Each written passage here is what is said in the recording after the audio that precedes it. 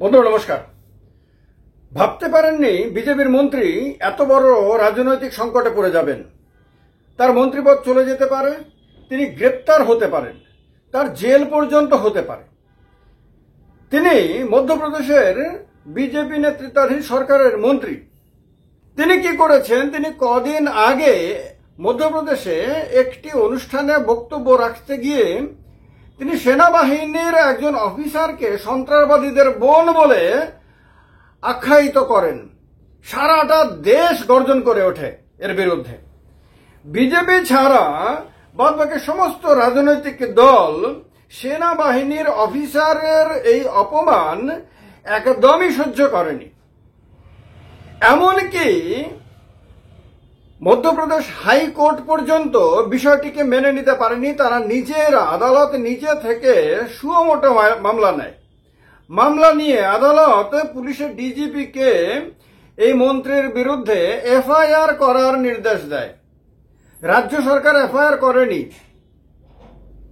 সেনাবাহিনীর মর্যাদার কথা বলা, কথায় কথায় দেশপ্রেমের কথা বলা, রাষ্ট্রবাদের কথা বলা, দেশ প্রথম মানে রাষ্ট্র প্রথম, পার্টি পরে, ব্যক্তি তারও পরে, এই কথাগুলো বলা পার্টি তার বিরুদ্ধে কোনো অ্যাকশন নেয়নি। না তার পার্টির মেম্বারশিপ বাতিল করে, না তাকে মন্ত্রিসভা থেকে পদত্যাগ করতে বলে, তার বিরুদ্ধে কিচ্ছু করেনি। এফআইআর পর্যন্ত সরকার থেকে করেনি। আদালতের নির্দেশে বাধ্য হয়ে পুলিশ এফআইআর করে। এখন জানা গেছে এফআইআরটা নাকি এতটা দুর্বল করেছে যে এই মামলা টিকবেই না, এরকম আশঙ্কা দেখা দিয়েছে। এটা আদালতের তরফ থেকে এরকম মন্তব্য করা হয়েছে। তিনি পদত্যাগ তো করেননি, সরকারও তাকে পদত্যাগ করতে বলেনি। তিনি সুপ্রিম কোর্টে চলে যান। হাইকোর্ট থেকে তার বিরুদ্ধে এফআইআর করার যে নির্দেশ দেওয়া হয়েছিল সেই নির্দেশকে চ্যালেঞ্জ করে তিনি সুপ্রিম কোর্টে চলে যান। সুপ্রিম কোর্ট তার কথাকে পাত্তা দেয়নি। তার এই অশোভনীয় মন্তব্য, তার এই অপমানজনক মন্তব্যকে সুপ্রিম কোর্ট একেবারেই মেনে নেয়নি, মান্যতা দেয়নি এবং তাকে আবার হাইকোর্টে ফিরে আসতে বলে। এই অবস্থাতে এখন চতুর্দিক থেকে যখন প্রচন্ড প্রেসার ক্রিয়েট হচ্ছে, যখন বিজেপি তেরঙ্গা যাত্রা বার করছে সারা দেশে, যখন এই আপনার অপারেশন সিন্দুরের কথা বলে সারা দেশে একটা ভাবাবেগ সৃষ্টি করে রাজনৈতিক বেনিফিটের চেষ্টা শুরু করে দিয়েছে, তখন দলেরই একজন নেতা মন্ত্রী তিনি এমন মন্তব্য করেছেন যে মন্তব্য সেনাবাহিনীর অফিসারদের জন্য অপমানজনক। শুধু তা না, সেনাবাহিনীকে ভালোবাসে এমন প্রত্যেক নাগরিকের জন্য অপমানজনক। কারণ যখন অপারেশন সিন্দুর হচ্ছিল তখন এই সোফিয়া কুরেশি তিনি দেশের মানুষের সামনে আসছিলেন এবং এই অপারেশনের নেতৃত্ব দিচ্ছিলেন, অথচ তাকে সন্ত্রাসবাদীদের বোন বলা এ কত বড় অপমানজনক মন্তব্য হতে পারে সেটা এখন সারা দেশের মানুষ বুঝে গেছেন। এবং বুঝে যাওয়ার কারণে সব দিক থেকে বিজেপির রাষ্ট্রবাদ নিয়ে প্রশ্ন তোলা হচ্ছে, দেশপ্রেম নিয়ে প্রশ্ন তোলা হচ্ছে, তাদের সেনাবাহিনীর সম্মানের প্রতি কতটুকু দায়বদ্ধতা আছে সে নিয়ে প্রশ্ন তোলা হচ্ছে, তাদের মুখের কথা আর মনের কথার মধ্যে পার্থক্য তুলে ধরা হচ্ছে। বিভিন্ন রাজনৈতিক দল, শুধু কংগ্রেস বা তৃণমূল কংগ্রেস বা সমাজবাদী পার্টি না, এমনকি যে মায়াবতীকে বলা হয় যে বিজেপির বি টিম এবং তার দল আপনার বিজেপির হয়ে কাজ করে ঘুরিয়ে ফিরিয়ে গুপ্তভাবে, সেই মায়াবতী পর্যন্ত প্রকাশ্যে এসে তীব্র নিন্দা করেছেন এবং বিজেপিকে নানান ভাবে অভিযুক্ত করেছেন। এই অবস্থাতে এখন প্রেসারে পড়ে গেছে বিজেপি। এমনিতে যাদের কাছে খুব পয়সা আছে বিজেপি তাদের প্রতি খুব দুর্বল, এটা বিজেপি যারা করে তারা খুব ভালো করে জানেন। আমারও অতীত বিজেপিতে আপনারা সবাই জানেন, তার কারণে আমিও খুব ভালো করে জানি। অনেক ভিডিওতে বলেছি যে কারোর কাছে যদি প্রচুর পয়সা থাকে বিজেপি তার প্রতি অনেক দুর্বল। তার কাছে নীতি আদর্শ ইত্যাদি অ্যাপ্লাই হয় বলে বিজেপি মনে করে না অন্তত পক্ষে। তো কারণ সেই ব্যক্তি পয়সা দিয়ে অনেক কিছু কিনে ফেলতে পারে। সেই ব্যক্তি একটা রাজনৈতিক দলের নীতি কিনতে পারেন, একটা রাজনৈতিক দলের আদর্শ কিনতে পারেন, একটা রাজনৈতিক দলের অনেক কিছু কিনে নিতে পারেন। এই যে ব্যক্তি, যে মন্ত্রী বিজয় শাহ, তিনি মধ্যপ্রদেশে একটি রাজ পরিবারের, আগে তো ছোট ছোট অনেকে আপনার রাজ্য ছিল। তো এরকমই একটা ছোট্ট রাজ্য, সেই রাজ্যের মাকরাই রাজ পরিবারের তিনি সদস্য। বুঝতে পারছেন, রাজ পরিবারের সদস্য মোটামুটি ৩ বছর ধরে তাদের পরিবার রাজত্ব করেছিল ছোট্ট একটা এলাকাতে, যদিও বিরাট কোনো রাজ্য না। কিন্তু রাজ পরিবারের সদস্য হলে মানুষের কাছ থেকে খাজনা নিয়ে তারা অনেক পয়সা জমায়, অনেক সুখ আপনার বিলাসিতা তারা ভোগ করে। তো তাদের কাছে তো সেই মানুষের দেয়া টাকা জমানো রয়েছে, এখনো পর্যন্ত প্রচুর টাকা পয়সা রয়েছে। আর এগুলি দেখলে পরে তো বিজেপির অনেক নেতার জিবা লক লক লক লক করে, মাথা আপনার নষ্ট হয়ে যায়। তো তাদের প্রতি তখন একটা বিশেষ দুর্বলতা, বিশেষ ভালোবাসা চলে আসে।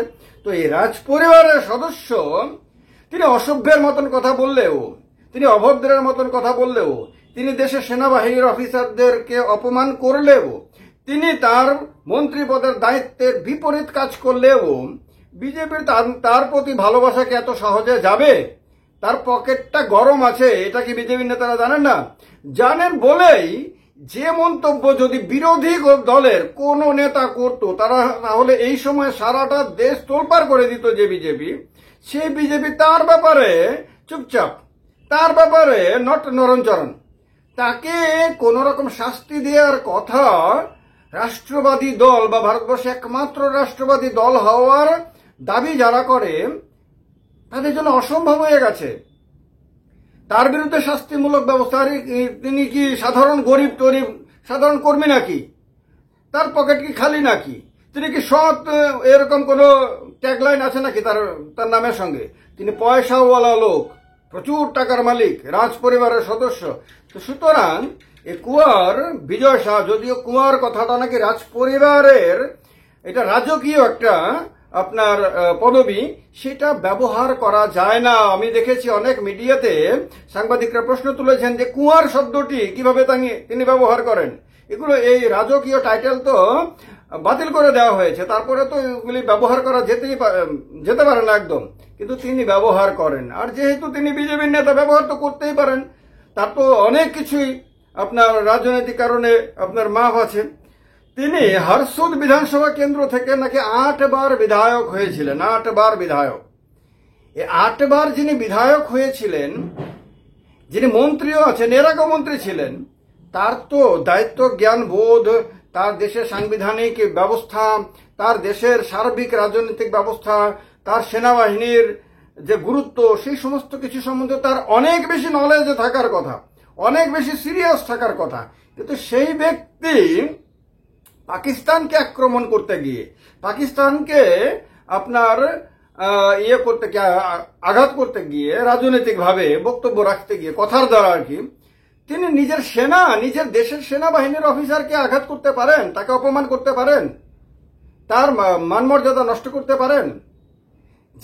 যে সেনাবাহিনীর আপনার বীরত্বপূর্ণ কাজের জন্য আজকে আমরা গর্ব করে বলতে পারছি যে পাকিস্তানে অনেকগুলো সেনা ঘাঁটি আমাদের সেনাবাহিনী গুড়িয়ে দিয়েছে, পাকিস্তানকে এমন একটা অবস্থাতে এনে দিয়েছে যেখানে পাকিস্তান বাধ্য হয়ে আপনার সিজফায়ার করার জন্য আপনার হাতে পায়ে ধরতে শুরু করে। যেখানে এটা বারবার বলা হচ্ছে এবং এটা সত্য যে ভারতীয় সেনাবাহিনীর পরাক্রম দেখে সারাটা পৃথিবী আপনার অবাক হয়ে গেছে এবং সারা পৃথিবী সম্মানের সঙ্গে, শ্রদ্ধার সঙ্গে মাথা নত করতে বাধ্য হয়েছে। সেই সেনাবাহিনীর অফিসার, এবং সেই অফিসার যিনি আপনার দেশের জন্য নিষ্ঠার সঙ্গে কাজ করছেন, তাকে এরকম অপমান করতে পারে? একেবারেই পারে না। কিন্তু তিনি করেছেন। করার পরে সবাই আশা করেছিল যে দেশভক্তদের দল, রাষ্ট্রবাদীদের দল বিজেপি তাকে তৎক্ষণাৎ তাকে মন্ত্রিত্ব থেকে সরিয়ে দেবে এবং দলীয়ভাবে তার বিরুদ্ধে শাস্তিমূলক ব্যবস্থা নেবে এবং সরকার থেকেও তার বিরুদ্ধে শাস্তিমূলক ব্যবস্থা নেবে। কিন্তু এর কোনোটা মধ্যপ্রদেশ সরকার করেনি। শেষ পর্যন্ত মধ্যপ্রদেশ হাইকোর্টের একটি বেঞ্চের আপনার বিচারকরা তারা সুমোটো মামলা নিয়ে, সুমোটো বিষয়টিকে নিয়ে কগনিজেন্স নিয়ে তারা নির্দেশ দেয় পুলিশের ডিজিপিকে আপনার এফআইআর করার জন্য। এখন যখন সারা দেশে আলোড়ন সৃষ্টি হয়ে গেছে, সারা দেশের দিকে দিকে এর নিয়ে প্রতিবাদ করা হচ্ছে। সাধারণ মানুষ আপনার দেখতে চাইছে যে নরেন্দ্র মোদীজি কি করেন এক্ষেত্রে। যিনি রাষ্ট্রবাদী নেতা হিসেবে নিজেকে তুলে ধরেছেন, তার মতন করে তিনি তুলে ধরেছেন, এবং যিনি বারবার বলেন সেনাবাহিনীর গৌরবের কথা। এইবারও তিনি এই লড়াইয়ের আগেও বলেছেন, লড়াইয়ের পরেও তিনি বলেছেন, বারবার সেনাবাহিনীকে বাহবা দিয়েছেন, সেনাবাহিনীকে স্যালিউট করেছেন। তিনি এখনো পর্যন্ত তো অ্যাকশন নেননি। আগামী সময়ে তিনি কি অ্যাকশন নেন সেটা কিন্তু সারা দেশের মানুষ দেখতে চাইবে। এবং বিশেষ করে যখন সারা দেশে তিরঙ্গা যাত্রা করছেন, তারা তিরঙ্গা যাত্রা করছেন, দেশের জাতীয় পতাকা নিয়ে সেনাবাহিনীকে ধন্যবাদ জানাচ্ছেন, সেনাবাহিনীর বীরত্বপূর্ণ কাহিনীগুলো তুলে ধরছেন মানুষের কাছে, সমস্ত কিছু করছেন, ভালো জিনিস, এগুলি প্রশংসাযোগ্য। কিন্তু মনের ভেতরে যদি সেনাবাহিনীর প্রতি আসল শ্রদ্ধাবোধ, আসল সম্মান বোধ যদি না থাকে, তাহলে তো এই দেশপ্রেমের কথা বলা তো ফক্তা হয়ে যায়, মিনিংলেস হয়ে যায়, অর্থহীন হয়ে যায়। তখন তো তাদের আসলেই তাদের মনের মধ্যে দেশপ্রেম আছে কিনা, রাষ্ট্রের প্রতি সম্মান বোধ আছে কিনা, রাষ্ট্রের সেনাবাহিনীর প্রতি সম্মান বোধ আছে কিনা, সে নিয়ে প্রশ্ন তৈরি হয়ে যায়। এবং এই প্রশ্ন তো এখন দেশের বিভিন্ন কোণা থেকেই আপনার উঠতে শুরু করেছে। এই অবস্থাতে শেষ পর্যন্ত কি অ্যাকশন নেয় পার্টি, সেটা কিন্তু সারা দেশের মানুষ দেখতে চাইছে।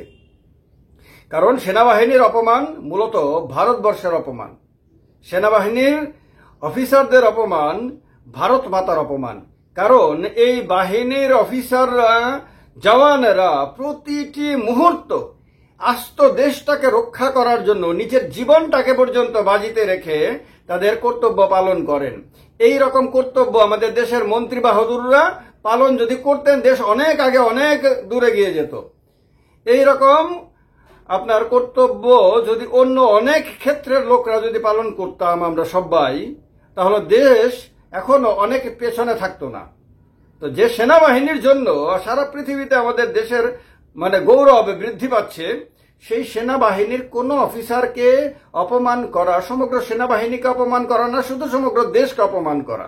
এবং এই অপমান করার অভিযোগটা অন্য কোন দল না, কোনো কংগ্রেসী নেতা না, কোনো তৃণমূল কংগ্রেসী নেতা না, কোনো সমাজবাদী পার্টির নেতা না, কোনো আম আদমি পার্টির নেতা না, কোনো বহুজন সমাজবাদী পার্টির নেতা না, কোনো লালু প্রসাদ যাদবের আরজেডি পার্টির নেতা না, কোনো অন্য কোনো ইন্ডিয়া জোটের শরিক দলের নেতার বিরুদ্ধে না। এটা এসেছে একেবারে যে দল সারা দিন দাবি করতে থাকে যে তারাই একমাত্র দেশভক্ত, তারাই একমাত্র রাষ্ট্রবাদী দল, সেই দলের নেতা, শুধু নেতাও না, নির্বাচিত জনপ্রতিনিধি এবং রাজ্যের সাংবিধানিক পদে থাকা মন্ত্রীর বিরুদ্ধে। তারপরেও দলটি কিচ্ছু অ্যাকশন নেয়নি। এ লজ্জা কোথায় রাখবে দল? এই দলের কর্মী সমর্থকরা কি জবাবটা দেবে সাধারণ মানুষকে? আপনাদের এ ব্যাপারে কিছু বলা থাকলে অবশ্যই বলবেন কমেন্ট বক্সে কমেন্ট করে। ভিডিওটা গুরুত্বপূর্ণ, ভালো লাগা খারাপ লাগার ব্যাপার না, গুরুত্বপূর্ণ, তার কারণে এটাকে শেয়ার করবেন। লাইক টেক করার কথা বলবো না, কিন্তু অবশ্যই শেয়ার করবেন যাতে মানুষ এই আলোচনাতে নিজেকে যুক্ত করতে পারে দেশের স্বার্থে। ভালো থাকবেন সবাই। জয় হিন্দ, বন্দে মাতরম।